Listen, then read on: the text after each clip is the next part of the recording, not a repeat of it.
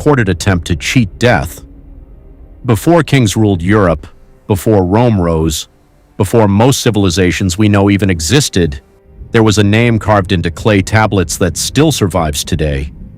Gilgamesh, not just a storybook character, but a real king of the ancient city of Uruk in Mesopotamia, modern-day Iraq, over 4,000 years ago.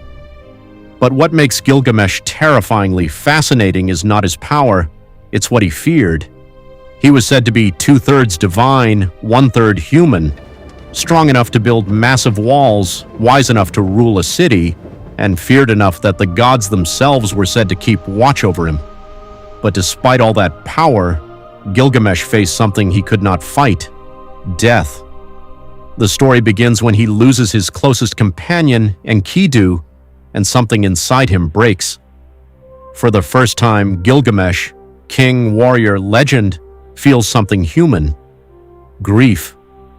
And then comes the question that changes everything. If my friend can die, then so can I. From that moment, Gilgamesh becomes obsessed.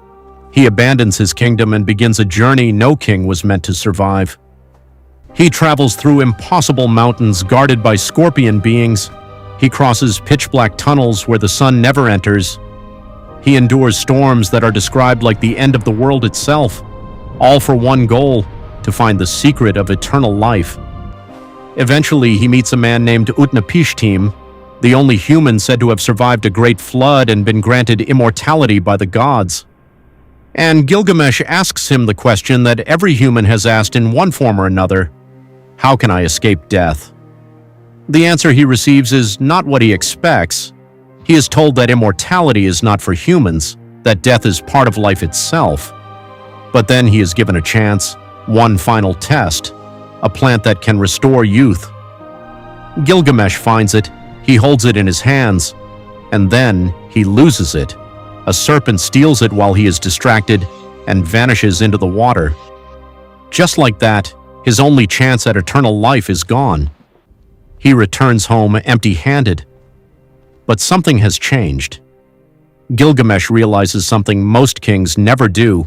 You cannot escape death, but you can be remembered. And that's the strange twist. Because Gilgamesh didn't become immortal through a plant, he became immortal through his story. A story still read thousands of years later. Which leaves us with a question that still unsettles historians today. Was Gilgamesh just the first myth, or humanity's first warning that even kings cannot outrun time?